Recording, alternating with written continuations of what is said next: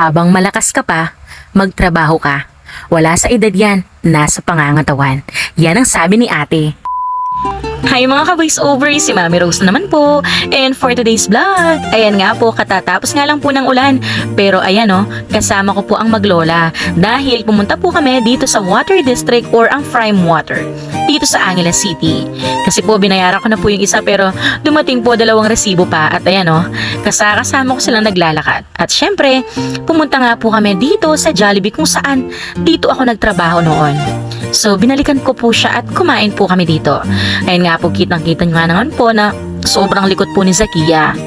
At ayan, nag-order na nga po kami dyan at dali-dali kaming umakyat.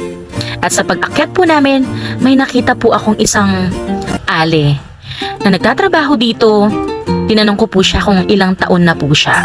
Ang sabi po niya, 53 years old. Wow! O see, kahit nasa edad na po si ate, hindi pa rin po siya tumigil maghanap buhay dahil sabi po niya, ayaw niya pong umasa sa mga anak niya dahil kahit na po may mga trabaho na rin yung mga anak niya, ayaw niyang maging pabigat sa kanila. Nakita ko nga rin po si Ate Catherine dito. Nagtatrabaho din po siya dito at 44 years old naman po siya.